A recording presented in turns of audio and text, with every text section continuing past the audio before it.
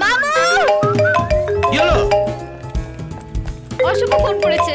দে দে ফোনটা আমাকে দে। Hello hello, তুমি কেন ফোনটা ধরেছো মালপো? দুধপুলি কোথায়? ও তো মন্দিরে গেছে। হ্যাঁ, মন্দির? হ্যাঁ, আজ সকালেই আমরা তারাপীঠে চলে এসেছি তো।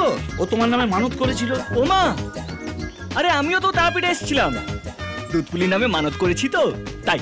ও বলছে ও নাকি তারাপীঠে এসছে। জয় তারা, তুমিও তারাপীঠে এসছো? হ্যাঁ, চলো না একসাথে গিয়ে পুজো দিই। না, একসাথে তো যাওয়া যাবে না।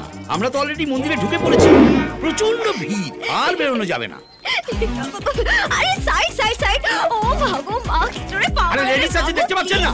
আস্তে আস্তে। না, ভালো লাগে না। উফ হ্যাঁ, বাবা। শুভ, বলছিলাম কি, এবার তো একসঙ্গে পুজো দেওয়া হলো না, আসছে বছর আবার হবে। এই মালপো, এই তো দেখতে পেয়েছি।